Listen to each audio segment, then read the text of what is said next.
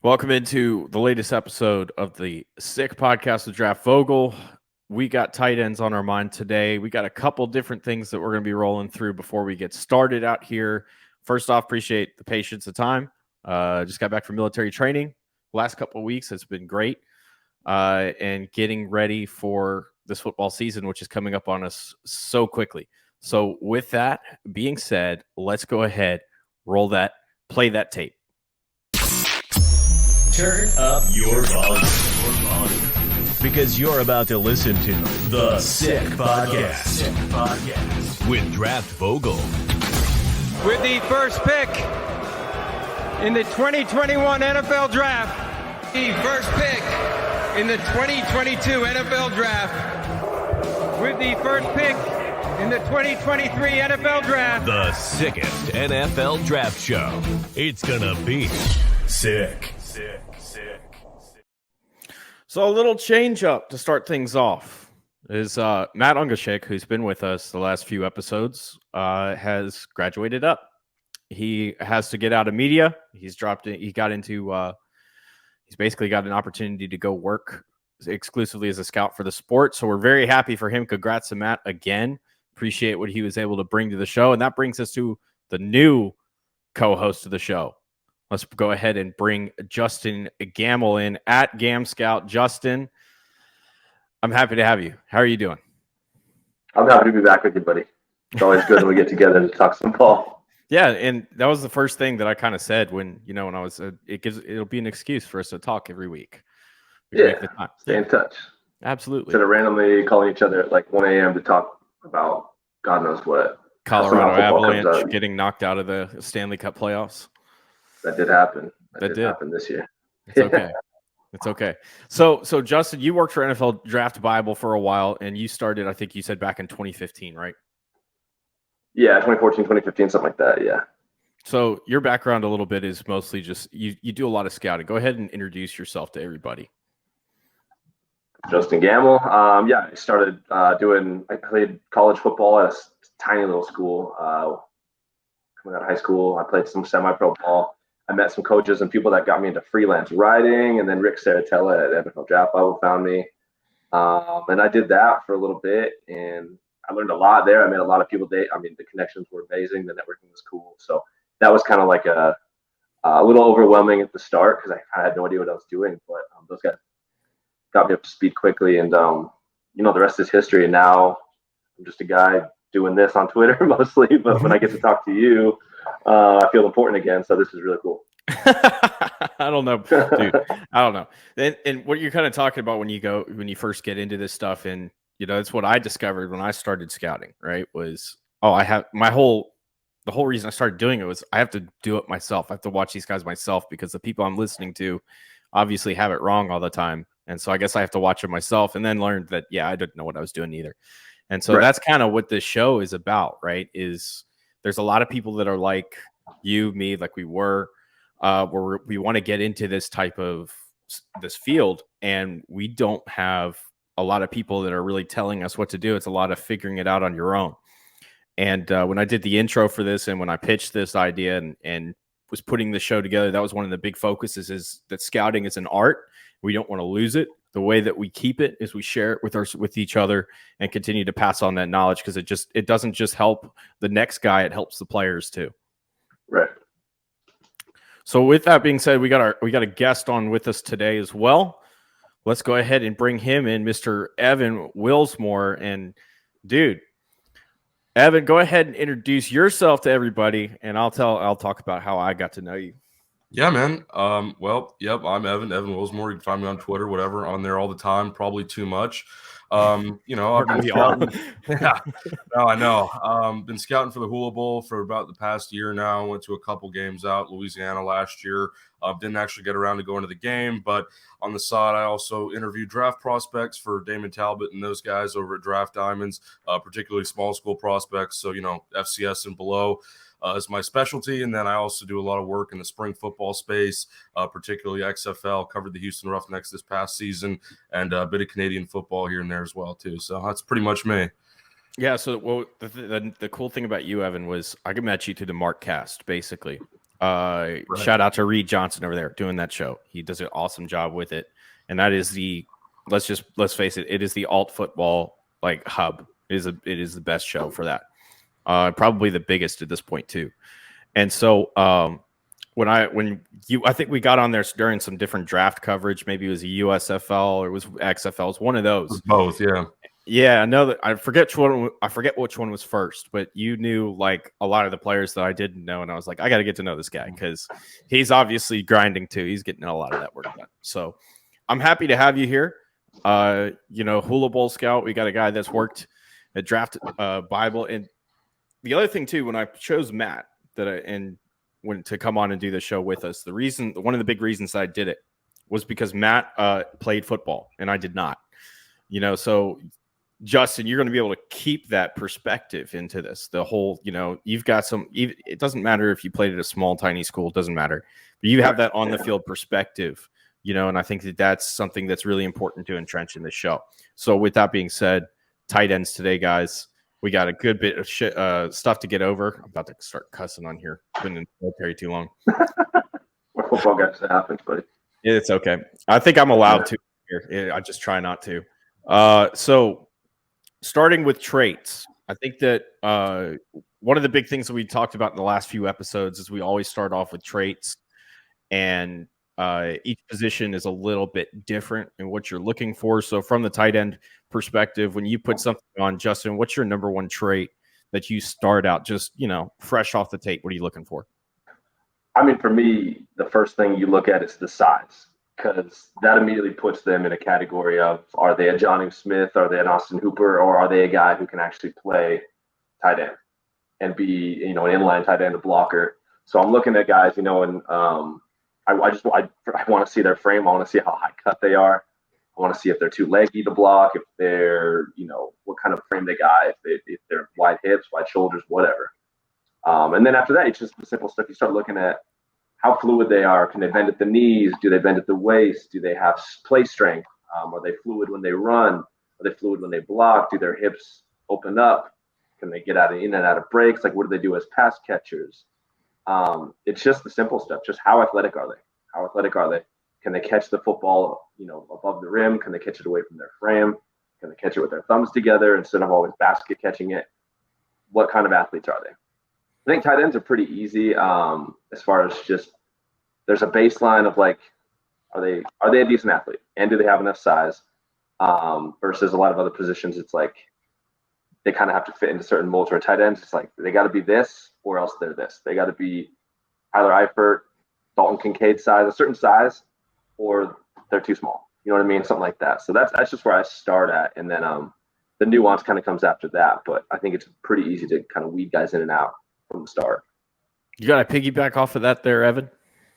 Yeah, I mean, I would say size is definitely the biggest one as well. But for me, also flexibility, the right amount of flexibility, because, tight end is one of these positions where you have some guys that are coming from an offensive line background. They played at one of the traditional offensive line spots, and you have other guys who are maybe more receiver. They're more about speed and agility. So I think at tight end, from the flexibility perspective, you're looking for a guy who, again, it's the right amount. It's not too much, and you're not trying to be, too, not too athletic, but just not too flashy. You got to have kind of the right amount of control, but you also don't want to be a brick wall. I mean, you kind of, again, it's kind of this soft spot where you don't want to be an offensive lineman, but you don't want to be a receiver, right? And that's what makes the position so interesting. So that's kind of where I stand on that.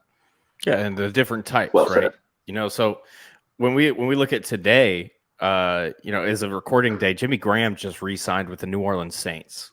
So that's a big, athletic. What was he trying to say? He's trying to say he's a pass catcher. I think years ago, was trying to get positioned for the sake of the salary cap. And really since him, I think that there's been this big emphasis on finding these big guys that can move. Like, they're very rare; they don't pop out all the time. But yeah, so size, I think we've established as number one. Athletic ability, flexibility, different things like that are the top traits that you start to look at when you put on a tight end. But the interesting thing too about it is there's so many different types of tight ends, that you see. It used to be traditionally you had your number one guy. You think Tony Gonzalez. You think, Rob Gronkowski. You think guys like that as your number one tight end, guys that can block and are also effective receivers. I think Gronk took it another level, having the vertical threat ability that he had. And then you get into, now it used to be you had your tight end too, who was primarily your blocker. And things have kind of flipped around a little bit because of the, usage of the slot. We talked a lot about that in the wide receiver episode a few weeks ago. The slot, having a power slot, a big slot. And now it's almost like you have to have 2 or 3 tight ends that can all catch on the team. And so that's, I think, the evolution of the position is pushing us to a point where we're looking at guys that are pass catchers, as Jimmy Graham would say, and looking for, guys that can stretch the field vertically. And then your 2 is more of your underneath type prospect, which, I think we would refer to as probably like a U or an H, if you were looking at a playbook in personnel building. But when so Justin started off talking about, like nuances, right? Nuances. And so when we're talking about tight ends, we're talking about that main number one guy. And so, Evan, where are the nuances at with this? What do you mean by nuances? Just want to clarify before I say anything. Yeah. So beyond the traits, what are some of the next big things that you start looking for in nuance? Well, I mean, I think nowadays there's been a bit of a cultural shift, at least at the NFL level, where, and I think you already brought it up, John, it's more, you're looking for more pass catchers. I think you see a lot of tight ends now. We're moving further away from the traditional blocking tight end. And that's not to say, tight ends aren't blocking anymore. There are plenty of examples in the NFL of high-level blocking tight ends that still exist. Nick Boyle, for a long time, was my kind of guy that I looked at as, the prototypical blocking tight end. But I think now you're looking for guys that have more receiver-esque traits, slot receiver. I always bring up this discussion. It's like I'm looking at a guy sometimes, and it's like, well, is he really a tight end, or is he really just a big slot? Because and it might have to do with coaching too. But again, I think there's certain areas where guys are trying to move away from blocking, and it's more about just receiving. So I think that's definitely something that's changed over the years, and I don't know if that's a nuance, but it's certainly something I noticed just beyond, again, the size and the flexibility and things like that. There's a shift kind of in the mentality.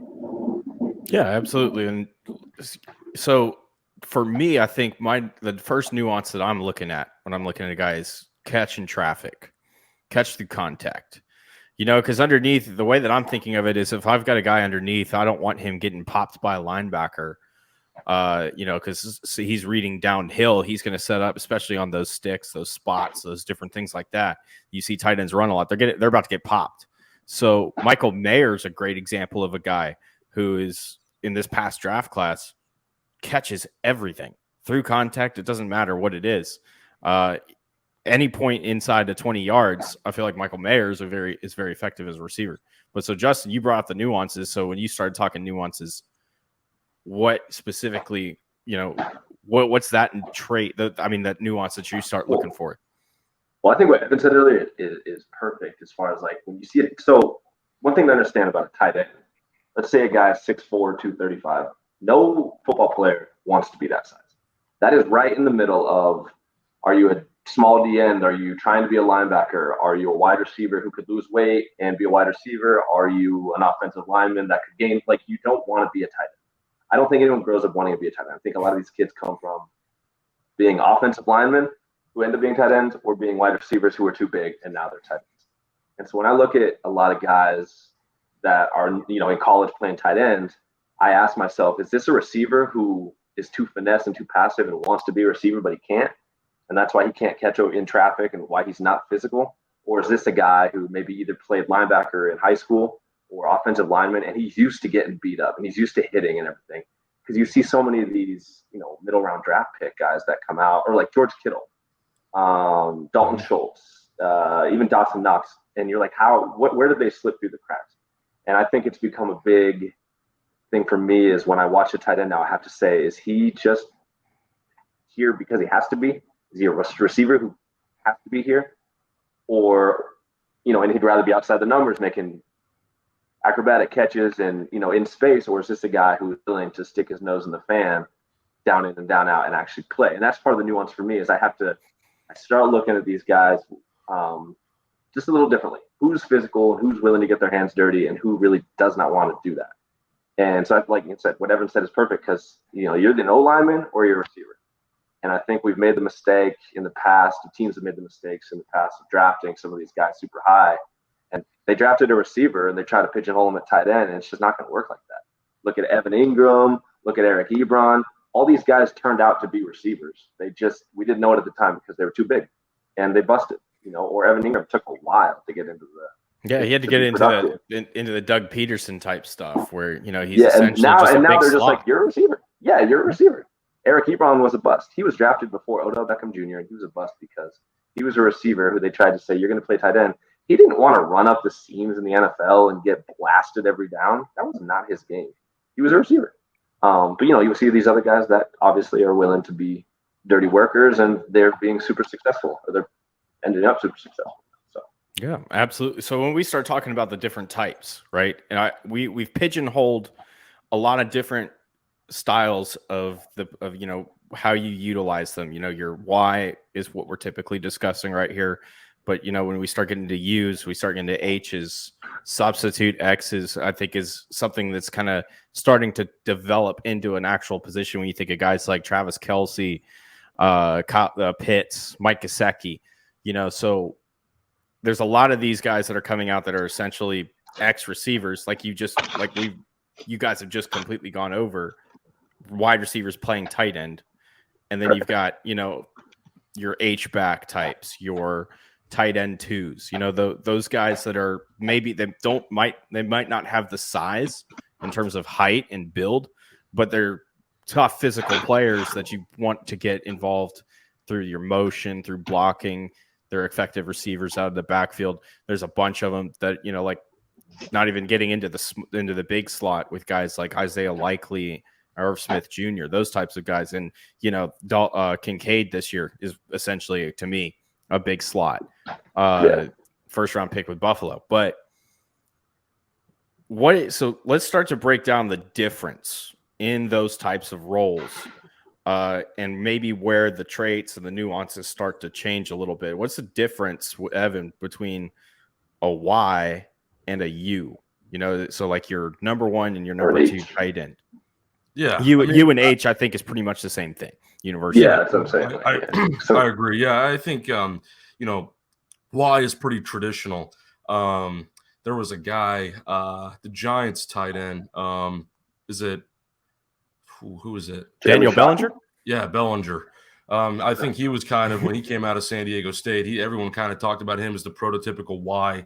So I think that's kind of your more traditional option, whereas the U or H, whatever you want to call it, is a bit more, it's a bit less traditional. There is still a role for it, I think, in certain offenses, but it's just not something you're going to see a lot of. What I really want to discuss here, and this kind of brings up a broader topic, and not to try and avoid the question or anything, but, this substitute X that you brought up, I think it's really interesting because you see a lot more.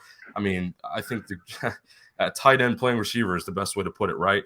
You see a lot of these guys, and I think the interesting discussion now to be had, especially with a guy like Kyle Pitts, is what really comes to mind.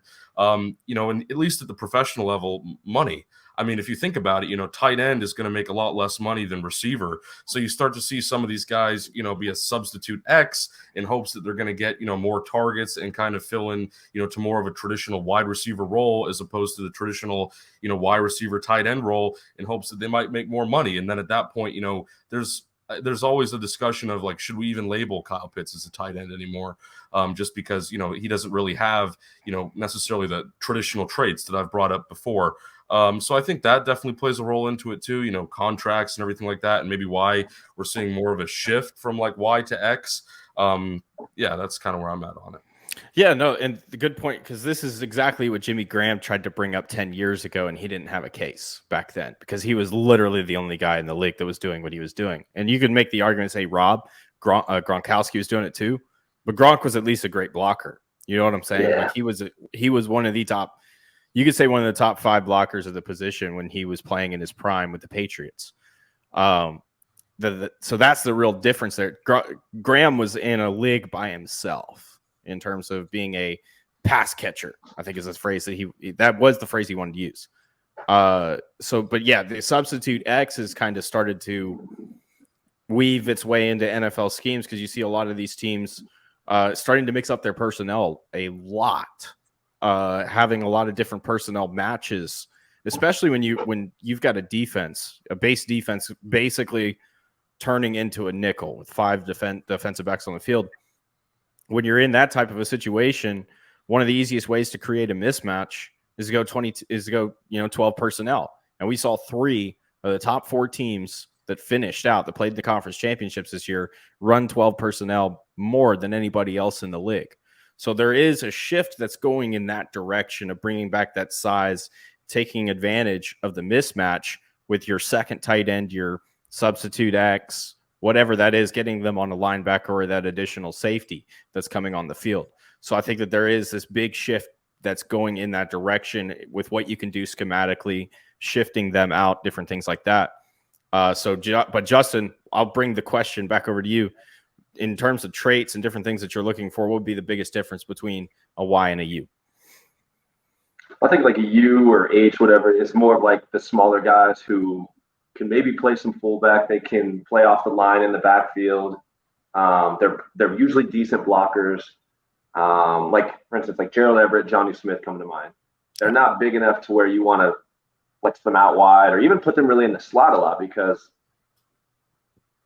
I mean, they're not quick enough to be slot receivers, but they're also not big enough to win mismatches off pure size. So he's kind of doing a disservice to your offense and to them to putting him in the slot. So you kind of keep them in roles where it's like, are they blocking this down? Are they going to run a flare? Are they going to, run a quick curl? What are they really? But it's just that kind of like that versatile role, the U and the H for me, where a Y is a guy who can play in line and block, but he can also kind of flex out a little bit and go into the slot and actually win pass catching matchups. So like George Kittle's a good Y. He blocks. Cole Kmet blocks inside, but they also can, flex out a little bit and they win those matchups because they're big enough to.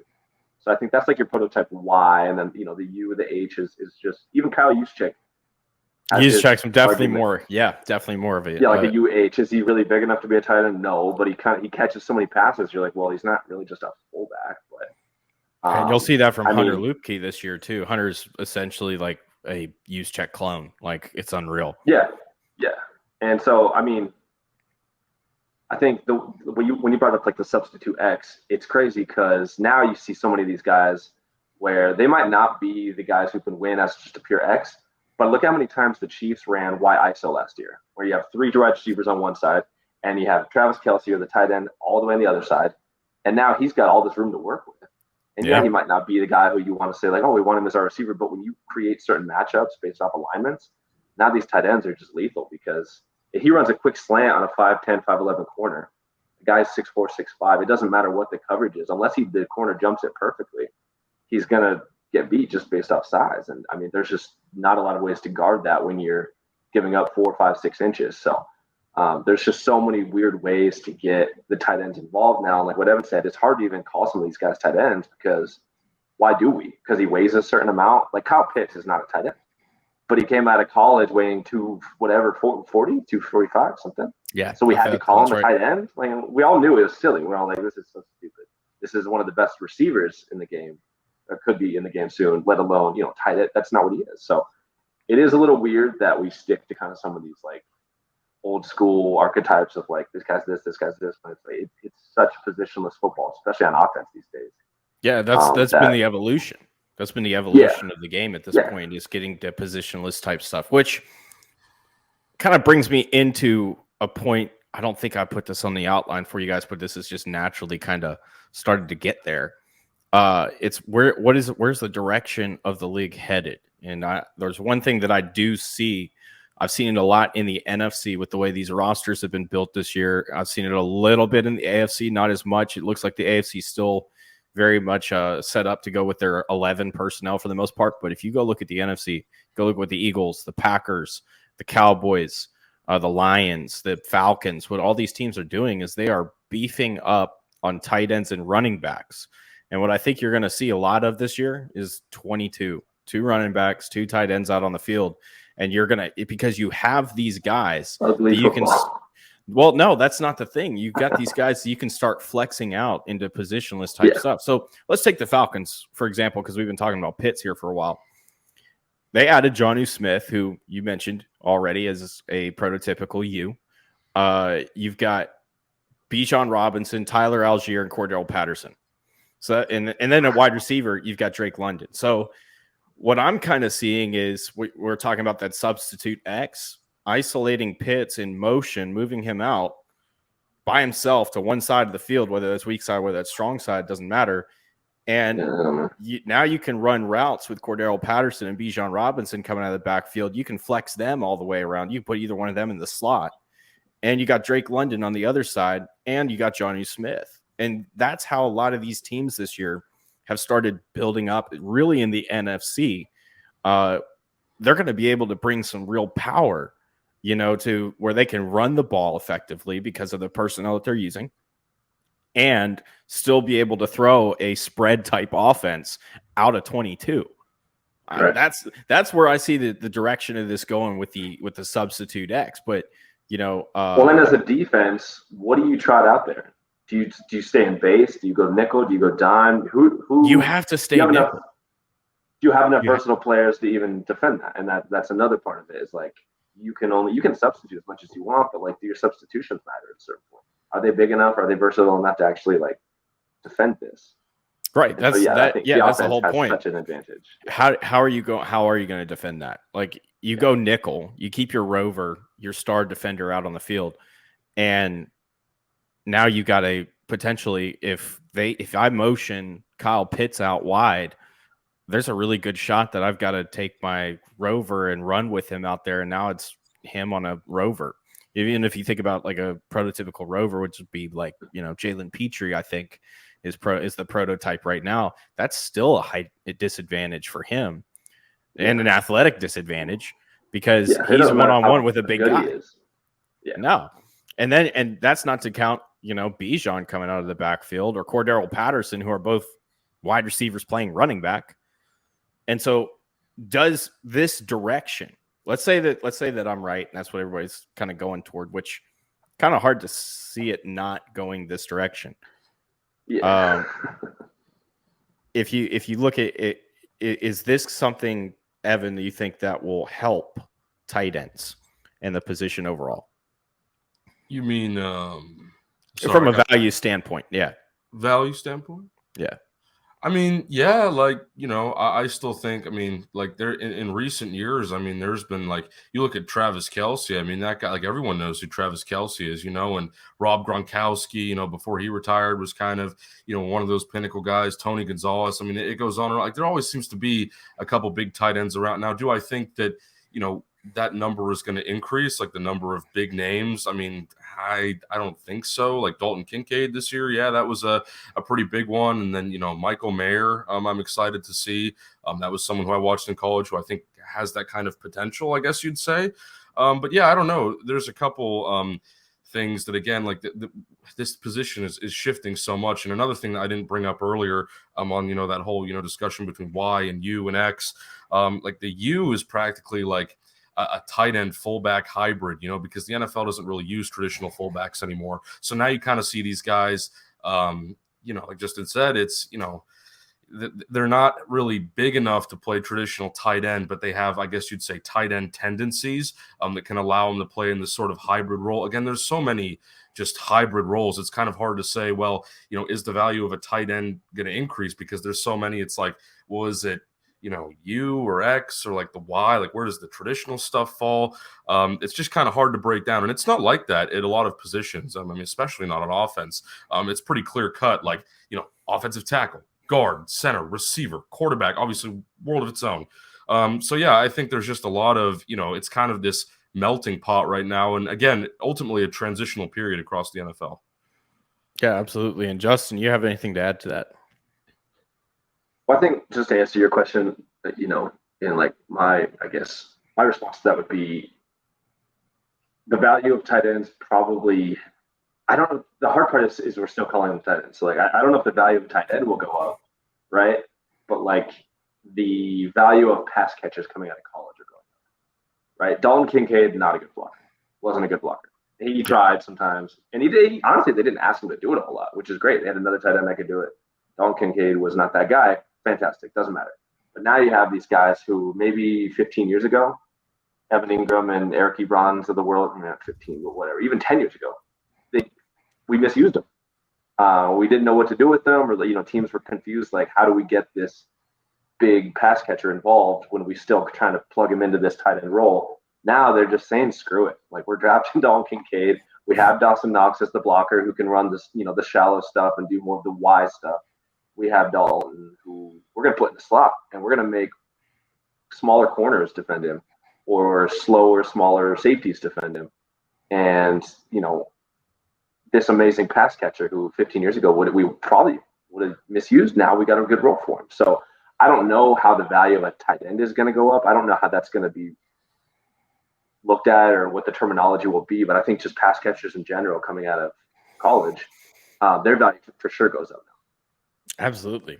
Now, one thing that we have always noticed at this, in the NFL is sometimes it really takes a couple of years for tight ends to adjust to the NFL level. There could be a lot of different factors that kick into that. So, Evan, go ahead, start. Why do you think potentially maybe the first reason is that these guys struggle to adjust to the NFL? It takes them a few years typically.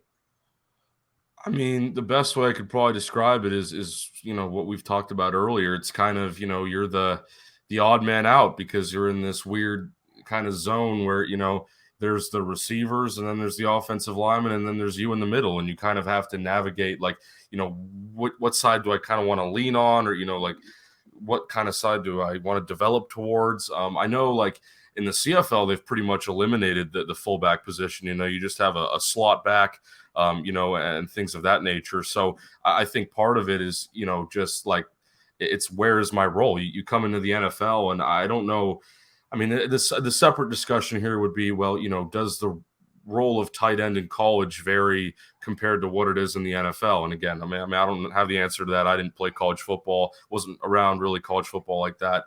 But I think ultimately, yeah, it's an interesting spot, for those guys to develop. And I think, yeah, it'll take a couple years, takes a couple years for those guys, just because, you're the odd man out. That's the best way I can put it. It's a really, that question is pretty complex because I think it really varies. I mean, you see guys, I think, have a difficult time adjusting initially, and then they realize like, oh, wait, like maybe I just need to do this. And then suddenly like a light bulb goes off and they just take off, X many years into their career, whether or not that's on a rookie contract, also might play a role. But ultimately, yeah, I think it's just, again, there's so much like now, like the position is so, strewn out. It's like guys, might come out from college where they were only allowed to do one thing, and then they get to the NFL and it's like, okay, well now there's all these different types, and where do I go is the bottom line. Yeah, and so it is a complex question. That's why I had a whole segment that I devoted to this, because there's so much to get into with it. But Justin, to you, what do you think that is, to piggyback off of what Evan started? Well, it does start with what we said earlier. You come in as this guy who didn't want to be this size and this weight, and you probably didn't want to play this position. And then naturally, like when we draft defensive players or teams, teams draft defensive players. You can say we. It's okay. You can say we. It's fine. This is a scouting show. We're pretending. Right. We're pretending the teams we scout for. Well, we always say, like, when you draft a defensive player, you don't want them doing too many things. You want to give them a set role, a set a safety or a linebacker. You want to kind of get them to specialize in one thing. You don't want to put too much on the plate. Well, like the tight end position by default puts a lot on these guys' plate. Now you have to learn to probably be a pass catcher, be a route runner. You got to learn to block. You got to learn to block from inline. You got to learn to block a defensive end. You got to learn to block a safety. You got to block guys in space. You got to block guys coming from different directions.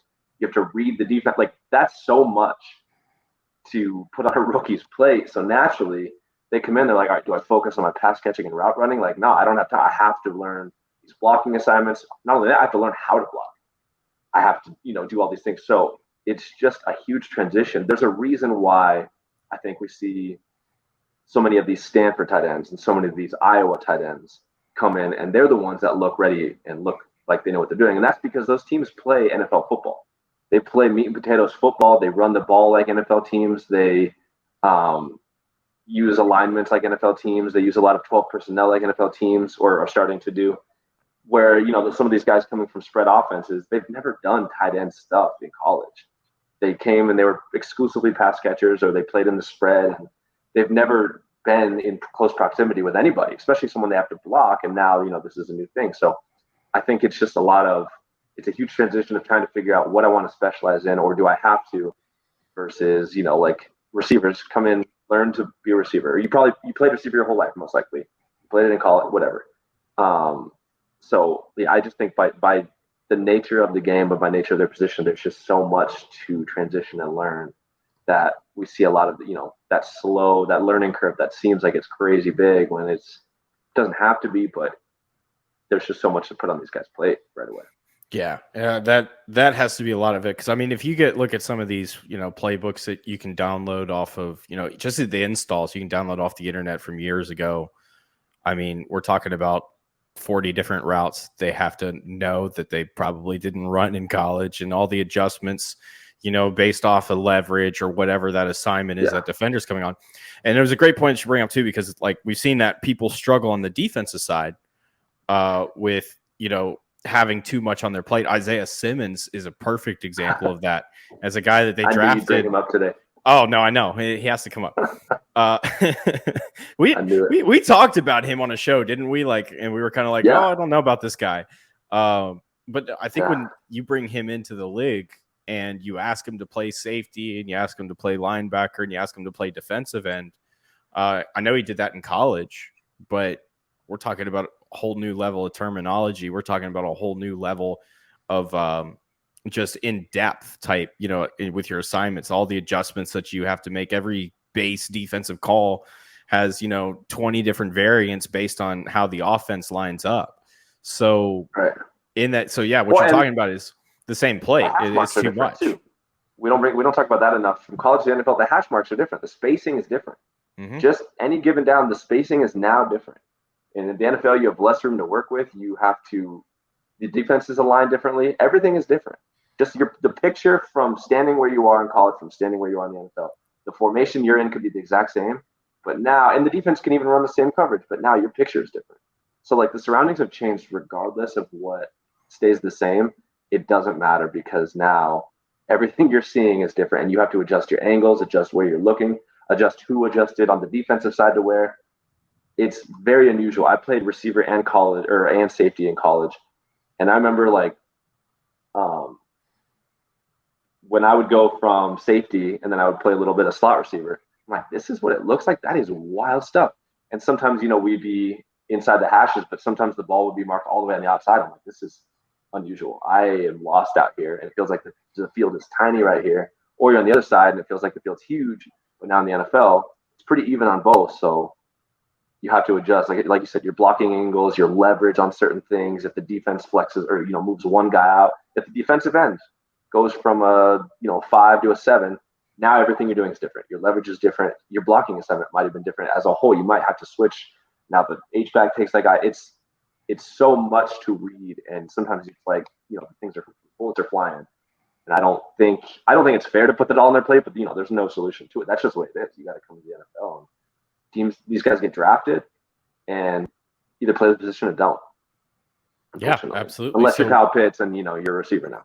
So. Well, yeah. Then and Evan Ingram and all those guys that we've mentioned already that are basically wide receivers. Yeah. So I guess the next point to get into that with is, if you're interviewing a guy, we all know that in an interview, getting a feel for what a guy can do, how he sees it, how he processes, that's another huge part of scouting that a lot of times us in the media don't have a lot of access to, especially with a lot of the top guys. They only have so much time. They're all, when you go to the combine, you go to these all-star games, they're pretty much running through interviews when they're not on the field practicing, or they're eating, or whatever that is. So Evan, you get the opportunity you guys interview a ton of dudes over there at Draft Diamonds, and granted, it's not the same with you trying to interview and prepare for, okay, is he going to fit an offense, fit a team, blah, blah, blah. You're interviewing more so for the person, but I think there's certain things you still pick up when you do those. So is there anything specifically that you would be looking for if you're talking to a tight end and you're sitting down and in his personality, in his mental process? Yeah, definitely. I mean, I haven't had the opportunity to interview a ton of tight ends, but I think if I'm interviewing one, the number one thing that comes up is, going to the pro level, are you willing to, be, flexible? Ultimately, are you willing to, learn to block and to catch and do all these things at the pro level, right? Because as a tight end, you have so many responsibilities. And, I think some of these guys, look, I interview a lot of, small school players. So typically tight ends at these, Division II, Division III schools. Ultimately, from my experience, a lot of these guys project more at receiver when they go to the pro level. You have a couple more that are like offensive linemen. There's one guy I'm looking at right now from Minnesota Duluth. He's more of an offensive lineman built at tight end, so kind of an interesting hybrid there. But ultimately, I think it comes down to your willingness to commit to, because I think these guys in college, they kind of, they do all these things. And again, I'm looking more at lower levels here, but ultimately, that's fine. They're doing these things and they're having fun with it. It's not really a responsibility. But when you go to the NFL, you see all these, we call it like welcome to the NFL moments, right? Where a guy, just isn't prepared for what's about to hit him. And, I think at the tight end position, again, it's so that there's so much weight on your shoulders that makes it different. It's even hard really to compare it on defense. I think, maybe nickel now is an interesting position just because of that whole hybrid topic. And then you have a couple other positions I've seen on the defensive side, not to get off topic here, but that are more hybrid and where guys might be ultimately asked to do multiple things. And, when I'm doing interviews, this is the same kind of thing I look for. Maybe you have a defensive end who projects it outside linebacker. You have a safety who projects it, inside linebacker, or maybe it's the reverse way around. Ultimately, I think it just comes down to a willingness to commit, which sounds simple. That's everything. That's something every prospect should be doing. But what I'm really talking about here is skill set. Can you, because some of these guys, again, even at the college level, lower levels, it's like you're labeled as a tight end because of your weight, but you're still moving at the same speed and catching, the same amount of balls as, some of the receivers are. Or maybe you're, listed at a certain weight, but you're just the sixth offensive lineman and you're just blocking, you don't really have stats there's been so many guys, at the small school level where it's just hard to evaluate because, they're listed as a tight end, but they're really just an extra offensive lineman. So there's no stats. There's, barely any tape. You don't even know where to look because that, it's such a niche kind of market. I think, it's willingness to commit and a bit of, what's the word I'm looking for? You kind of have to stay humble too. I think ultimately, you have to understand tight end, it's never been the most flashy position at any level of the game. Like Justin's been saying, a lot of these guys don't want to play tight end. No one grows up thinking I wanted to be a tight end, because that's such a flashy position. I think some people would rather even be more offensive linemen, and you're doing less at that spot. But I think, in that process, guys have to be humble and say, look, I'm willing to, be flexible. I'm willing to work. I'm willing to, adjust. Maybe my coach wants me to put on more weight, put off more weight, because that's a common thing at that tight end spot. Sometimes you really need to bulk up. Sometimes you really need to get down. Maybe you were playing on the offensive line at one point. So it all keeps coming back to this idea of, role, where do you fit? What is this guy's background? I can tell pretty quickly sometimes if you're watching a tight end specifically, it's like this guy has more receiver tendencies or offensive line tendencies, or, sometimes, there's been a couple times where I think tight ends have played, defense and definitely special teams, at those lower levels of college ball. So yeah, that's, I think the general summary of it, all those things I just talked about. Rambled on for a bit, but it's all good. Well, that's the thing too, that's nice about this, right? It is a tight ends episode, but other stuff's going to come up because it's a team sport.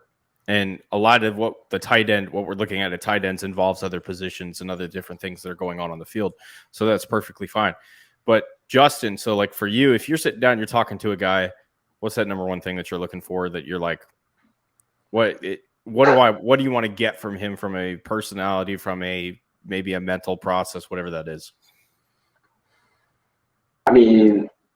So I've been at the combine 4 times now.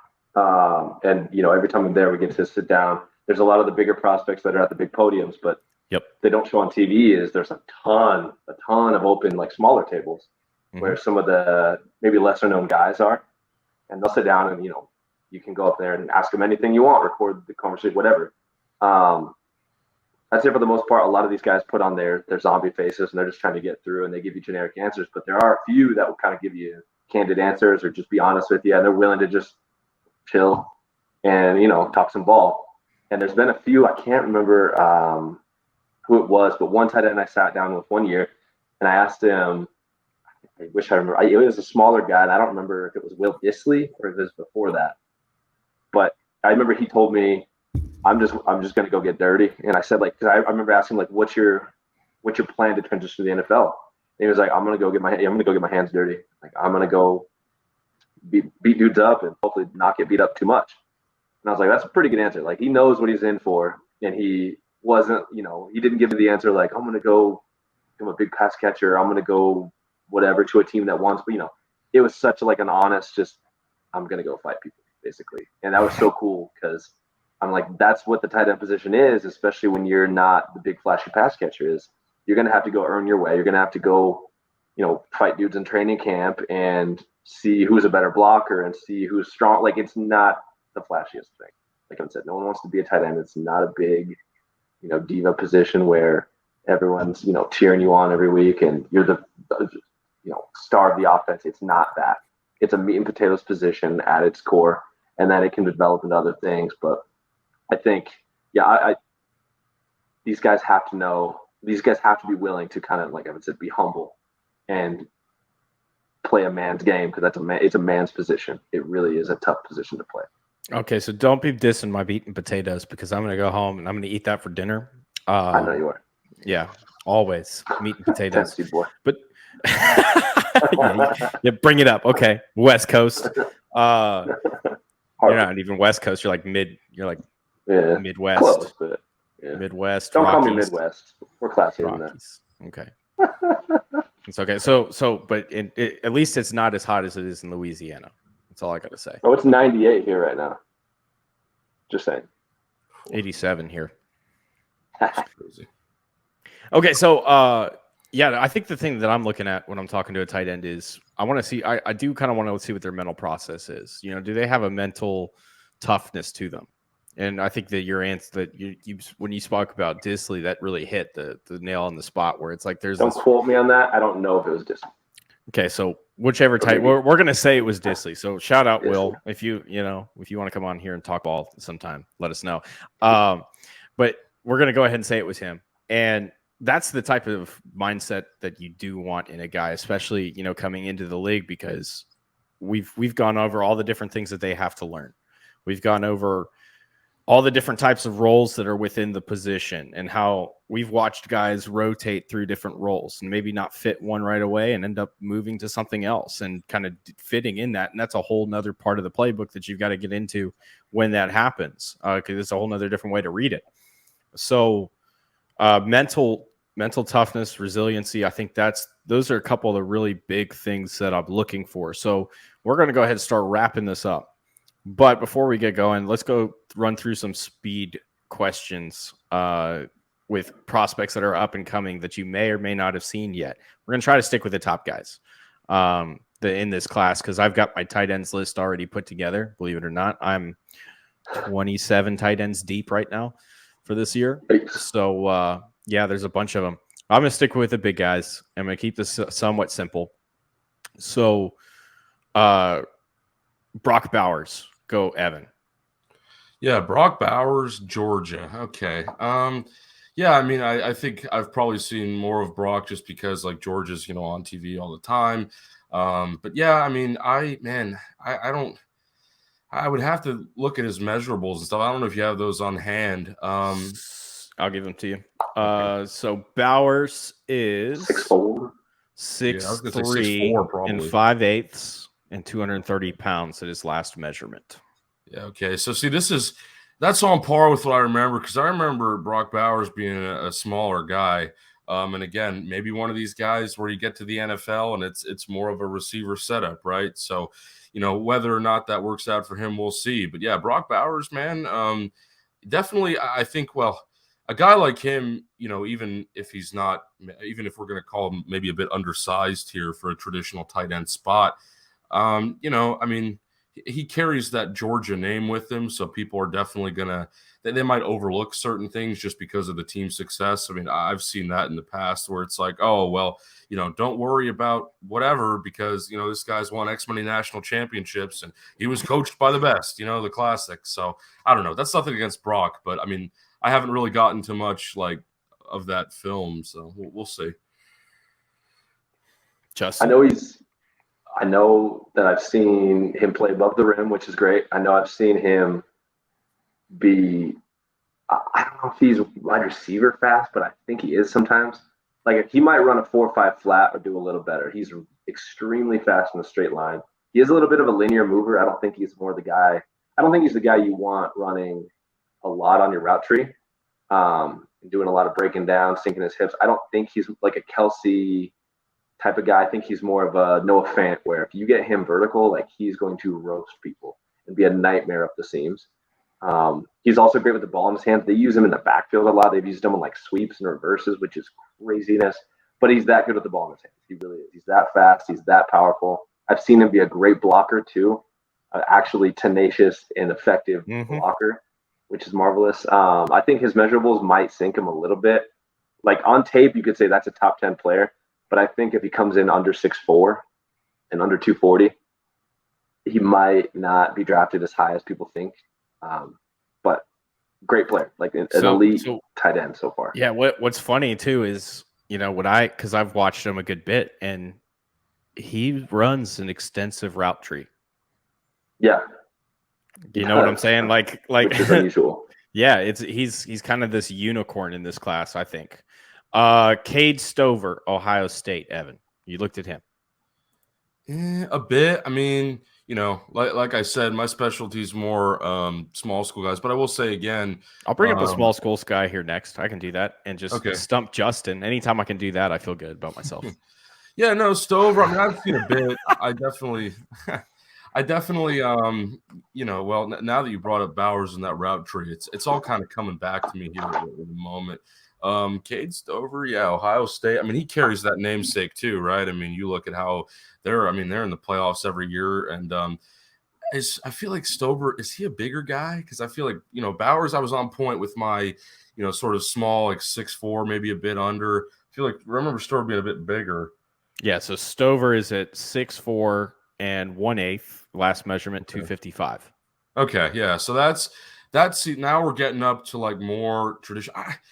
I don't know, like if I've said, what my traditional tight end look would be. I'd maybe go for like 6'4.5", 260 maybe is kind of like that edge. I don't know.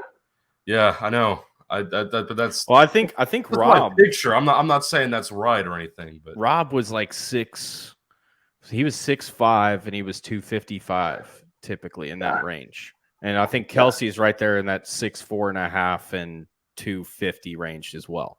So I think that's they've gotten a little bit slimmer in the last 10 years, I would say, as an overall average. But 250 seems to be that safe weight that you're kind of looking for. Right. Yeah. No, I mean, 260 is pushing it a bit, but I mean, then it's like, you don't want to dip too far under 250 in my opinion, because Kyle Pitts was 245, and that was like, oh, you're too light. So I don't know. I lean on the heavier end, I think, always for tight ends, but ultimately, I mean, the height. I always notice height more than weight. I mean, that's kind of the first thing that stands out. I think just like if you're watching a guy on TV, your laptop, whatever, on film, I don't know, like you can typically, your prediction about a guy's height is probably going to be more accurate than his weight, at least at the tight end position. I don't know. That's what I've seen. Have you looked at Stover yet? Gam Scout? Yeah, not really. I haven't. That's up. Bro, it's July. Don't catch me in July. Ask me about tight ends. Absolutely not. I am catching you in July. I've seen Brock Bowers. That's it. Okay. You're on the head of the game. I was like, Brock Bowers, and after that, I'm like, I don't know. I have to be. So my whole process had to change because I was dismissing guys because they weren't draft eligible, and then I'd be behind the ball. So I just started looking at everybody.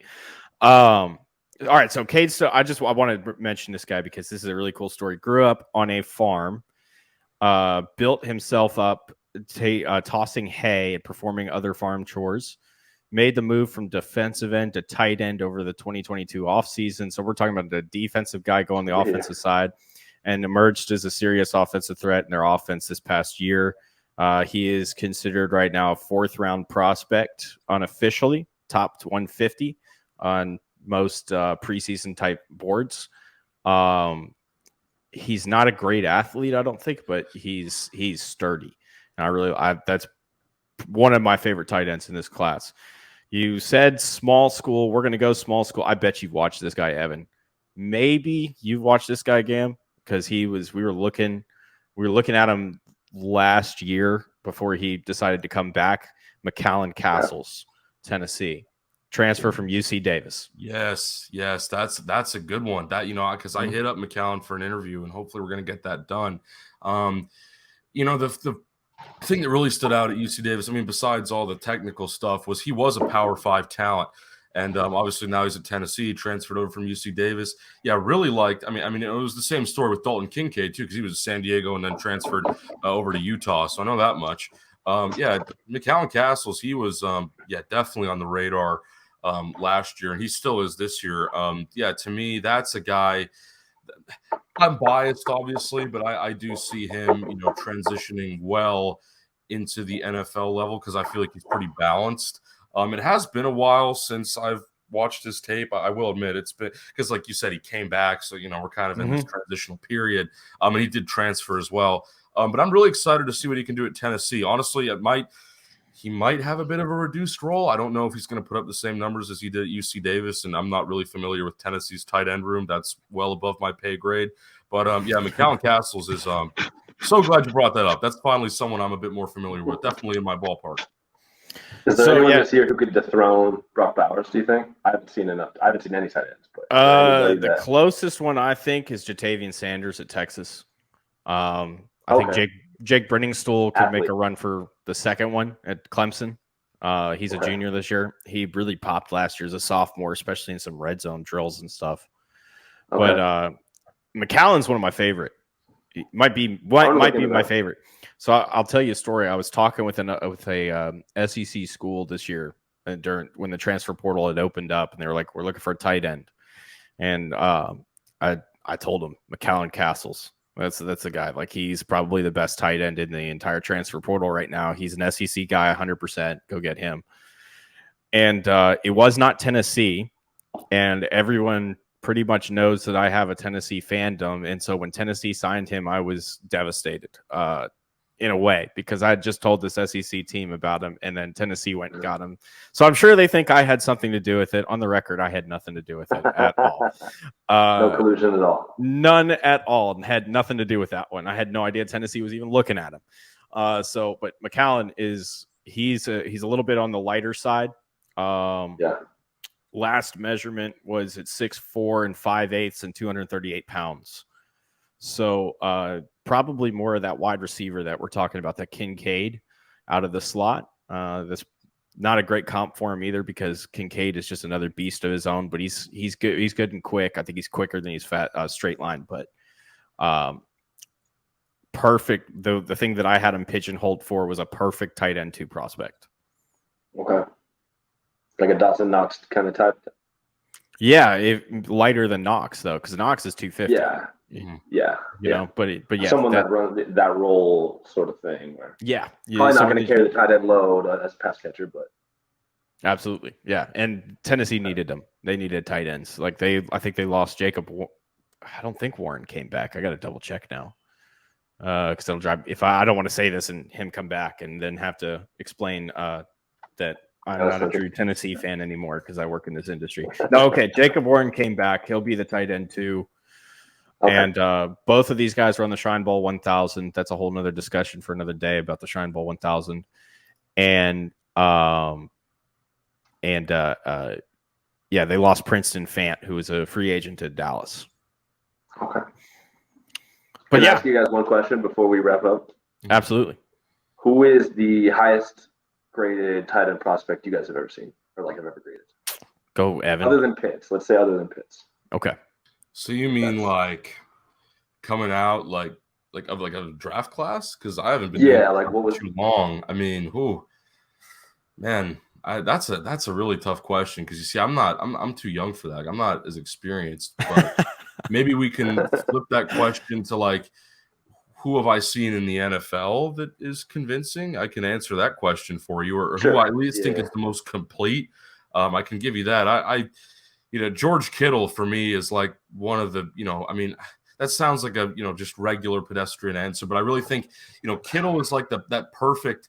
It's that perfect soft spot of he can catch all the balls that you want, but he can still block, when needed. And I think that's what really separates it, because everyone says, Travis Kelce and George Kittle are like the top 2 tight ends in the NFL. Maybe you throw Mark Andrews in there on occasion, but I think ultimately, like George Kittle, it's just way more balanced. Like, Kelce shows more on the stat sheet because he's playing more of that, kind of hybrid X. Like, again, it's just so much different. Like, to me, you can't really compare Kittle and Travis Kelce, because that's where we get back into the discussion of, they're almost playing 2 different positions. But I think Kittle is the best, like, quote unquote, true tight end in the NFL. So, yeah, that's where I'm at on that. I wish I had an answer for, like, your prospect, but I mean, who knows? Like, as I get more into this, and we'll see what happens. Like, a guy like McCallan Castles, obviously from the small school perspective, like, he has the potential to be one of the better. Now, I get it. He's going to be playing his last year at Tennessee, so it won't really flash to some people that he,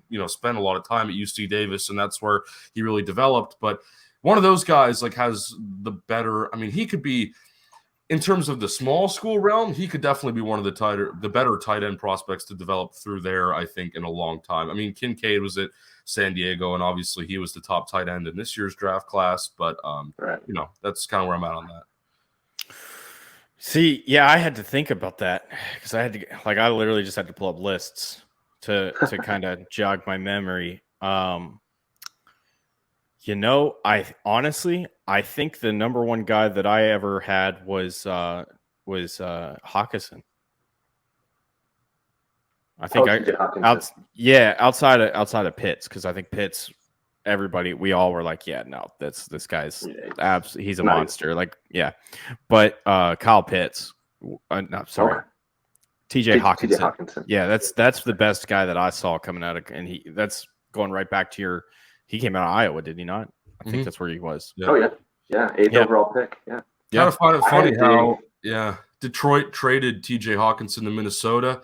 And then they get Sam Laporta as the replacement tight end, who's going to, like, start another Iowa guy. Clone. I think Laporta might be a little better. Yeah, we'll see. Well, yeah, I'm not saying like draw a comparison yet, but hot takes already. First episode already bringing the hot takes. Woo! So just to answer my own question, I had to dig back. I was looking at my stuff. I did dig back. 2013, Tyler Eifert came out of Notre Dame. That's the best tight end I've ever seen. And I think Dalton Kincaid was who reminded me of him most. Yeah, Eifert was a good one. And see, I think what he did back then was crazy. I started in 2015. Okay, so that's why Hawkinson, I think, is the first I mean, guy Notre Dame and Iowa are pretty much like tight end U. I think, but there's not much debate there. And Michigan, Michigan too. Yeah. Stanford Don't argue this, Game Scout. No, I saw it form and I was like, no, bro, come on, Michigan too. Come on. Yeah, we got. They always got like 2 of them. Penn State, I guess, as well. Recently. Mike Gesicki, yeah.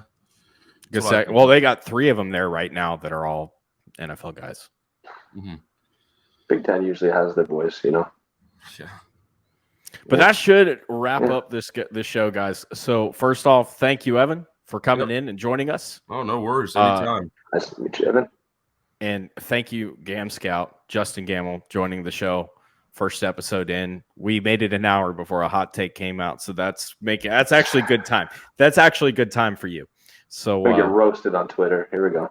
Absolutely. Last thing I'm going to say before I go ahead and close this out is I have to bring this up every time we talk. This is going to be this is going to be a weekly episode thing. How about that Joe Burrow? Marvelous. Elite quarterback. What do you want from me, man? Don't try and beat me. Okay, backstory.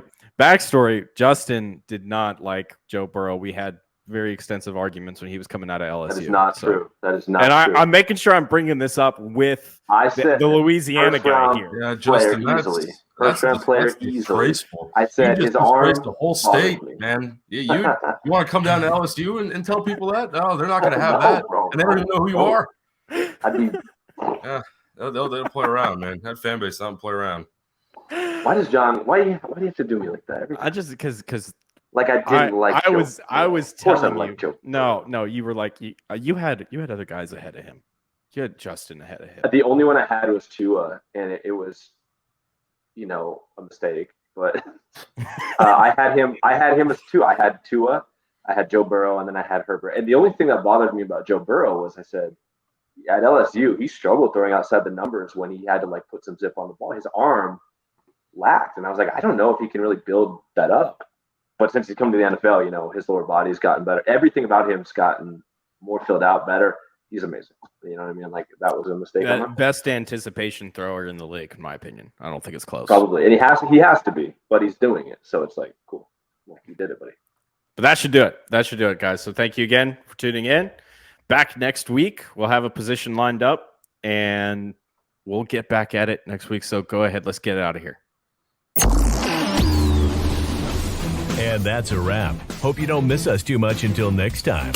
Follow the Sick Podcast with Draft Vogel on YouTube, Instagram, Facebook, Google Play, and Apple Podcasts.